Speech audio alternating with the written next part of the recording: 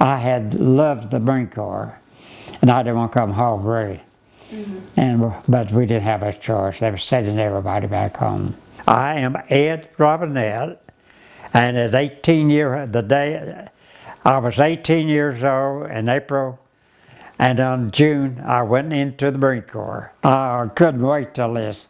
So the war was starting. It was very bad, and we had lost the Philippines, Woke Island, and so many on it. And I went straight out to California. And at that time, we was losing we wasn't doing so good. So they didn't keep me long. And I guess I had training here about 5 or 6 months, and it shipped me straight overseas. About that time, the Japanese was winning the war. And it was pretty horrible, 19-year-old kid, 19, to be able to see something like that. As a Christian, I didn't believe in anything, but then again, that was what I was there for. And I didn't believe in killing anybody. The Bible says you do not kill, but then again, why were they there? If we didn't kill, somebody had to. And so I guess we went, and then the first time I had to, and later you don't get used to it, but you accept it.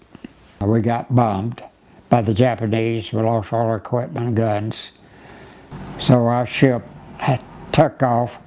So I got too excited and pulled his anchor, and we tore up one of the propellers.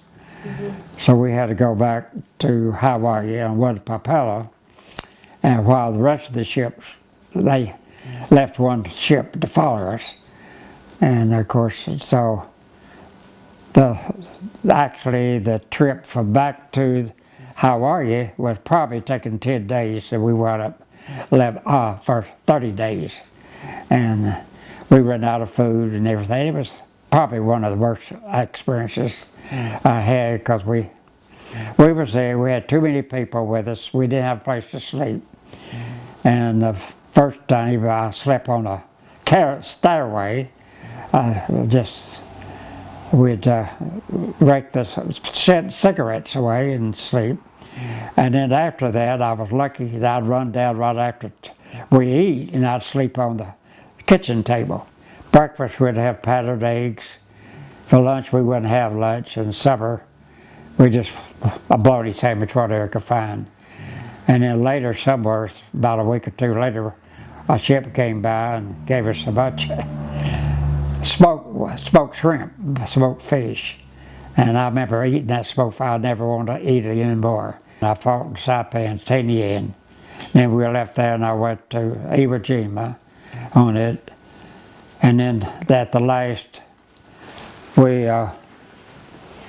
wound up in Okinawa. So I was in Okinawa for almost 8 or 9 months. And we were getting training. I'd already been over about a year.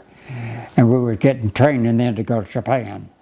And that's where we weren't coming back home. Nobody was. A friend of mine, we were both on machine gunners, machine gun.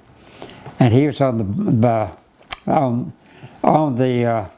radio we stayed at Foxhole, who was all out together, scattered all around that plane, around the airport. And he turned around and stopped me from talking. He said, "Dad," he said, "just a minute, there's something important." And so he said, "What?" He said, "What is it?" Got to repeat that. And if the repeat was, the war was over. That's when we found out that the war was over. And of course, we all started shooting guns and everything. So that's where we was, and then we didn't have to go to Hawaii, didn't have to go to Japan, thank goodness. It was the part of the chapter you forgot. You came home, I think probably, maybe kept my uniform on maybe a week or two, and then I got me a suit, and they wore my uniform again.